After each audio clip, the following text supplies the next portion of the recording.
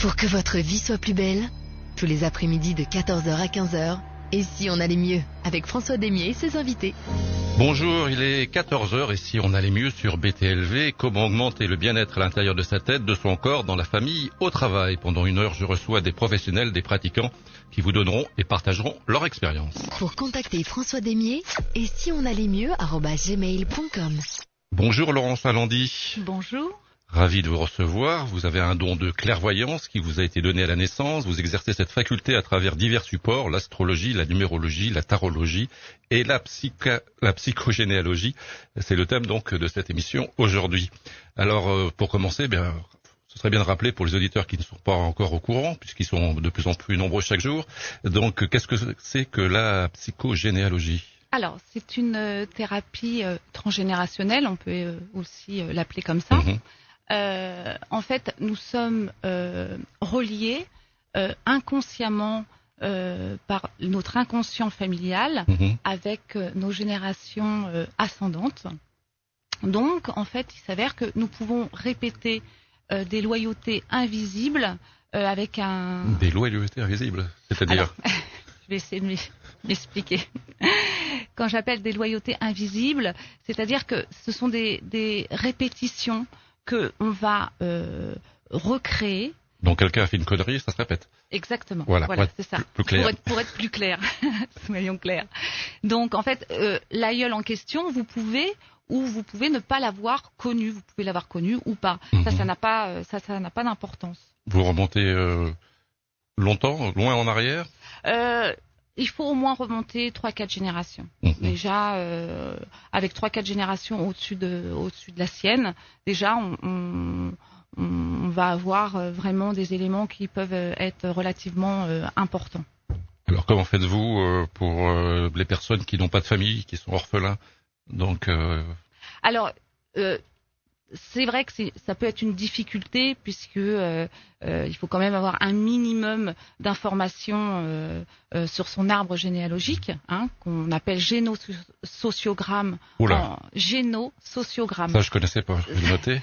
Géno, comme quoi ? Génosociogramme. En fait, c'est un arbre généalogique avec des informations beaucoup plus importantes, enfin des faits marquants que chaque personne a vécu tout au long de sa vie, c'est-à-dire des choses beaucoup plus importantes que le jour de naissance, le jour du décès. Ça peut être à quelle période la personne s'est mariée, s'il y a eu des divorces, s'il y a eu des morts prématurées, s'il y a eu des accidents, des traumatismes. On va vraiment faire une enquête, entre guillemets, sur son arbre généalogique, sur sa famille. Vous êtes Sherlock Holmes, alors ? C'est un peu ça. Alors les gens, ils arrivent avec un dossier, avec. Alors donc il y a en effet une petite recherche à faire sur sa famille. Donc généralement, bizarrement, étrangement, on pourrait dire, quand on commence à vraiment s'introduire entre guillemets dans son arbre généalogique, les informations arrivent étrangement, souvent plus ou moins seules, comme par hasard, le frère, la tante a une information à vous donner. C'est toute la famille qui vient vous voir ou ? Non, il faut quand même Il faut quand même aller faire des recherches, il faut quand même, s'il reste de la famille, bien évidemment, poser des questions, d'accord, et puis aller chercher des actes de décès, des actes de naissance, de mariage aussi, où sur ces actes, on va avoir énormément d'informations sur la personne en question. Donc moi je vais en faisant faire à la personne son génosociogramme, donc son arbre généalogique beaucoup plus important, comme je viens de vous l'expliquer. De là, on va regarder qu'est-ce qui se répète. Quoi, par exemple, qu'est-ce qui se répète le plus souvent ? Vous savez, on peut, il y a un peu de tout, ça va être dans le domaine affectif, Il y a beaucoup au niveau du domaine affectif, financier aussi. Il y a des sabotages, ce que j'appelle des sabotages dans le domaine financier, des syndromes d'anniversaire. Ce qu'on appelle syndrome d'anniversaire, c'est Anne-Ancelin Schussenberger qui a créé ce concept. Le syndrome d'anniversaire, c'est quand il y a des événements qui se répètent à des dates toujours similaires ou donc ce sont des guerres ça peut être le 11 novembre, le 8 mai. Non, c'est pas spécialement des guerres, mais par exemple, ou à un âge aussi. Par exemple, quelqu'un qui a eu un accident à, je sais pas, 20 ans. Il se peut, je dis pas que tous les problèmes viennent du transgénérationnel, mais si par exemple son propre enfant a eu un accident aussi à 20 ans, on peut remonter un petit peu plus haut et il s'avère que parfois il y a eu un traumatisme qui s'est passé à 20 ans pour un des grands-parents, par exemple, au-dessus. Donc en fait, à partir du moment où il y a eu traumatisme mal digéré par la famille, ou qu'il y a eu mort prématurée, ou suicide, ou vendetta, ou faillite aussi, pour le domaine financier, ou vraiment un secret de famille, un non-dit, ce sont des choses qui restent dans l'inconscient familial. Mais il y a une génération où le traumatisme se fait. La génération d'en dessous, généralement, on ne veut pas en reparler parce que c'est trop de souffrance pour la famille. Donc, il s'avère que, du coup, la 3e ou 4e génération n'est plus du tout au courant du fait, de ce qui s'est passé. Ça devient un secret de famille.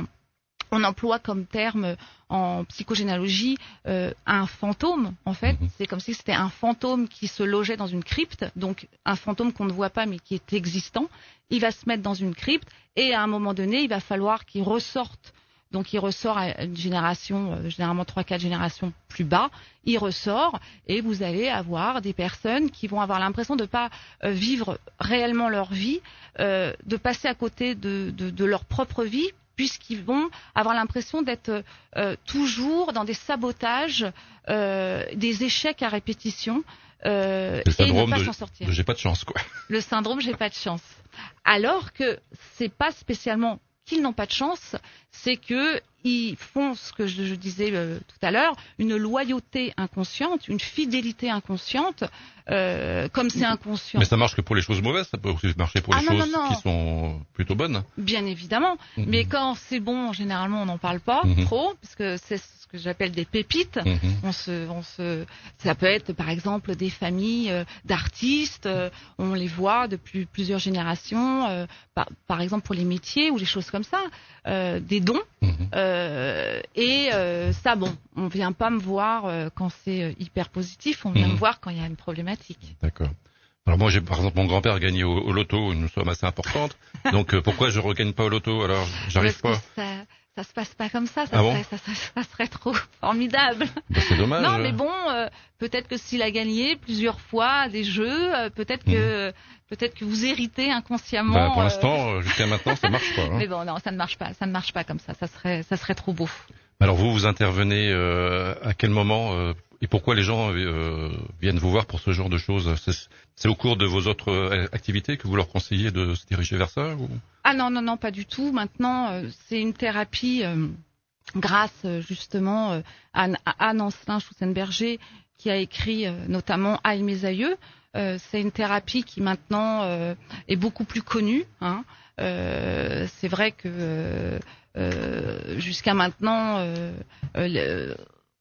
quand il y avait une problématique, c'était vraiment des psychanalyses ou des thérapies freudiennes, lacaniennes, où on peut rester parfois 20 ans sur un divan.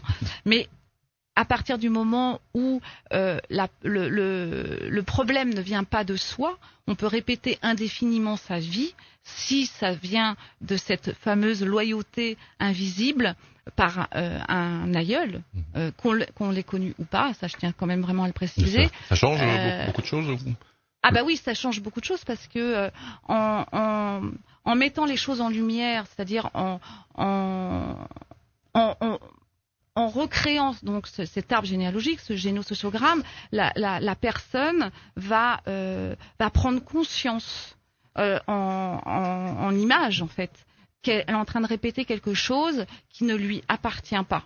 Et à partir de là, Retrouvez Et si on allait mieux en podcast sur www.bob-toutelavérité.fr.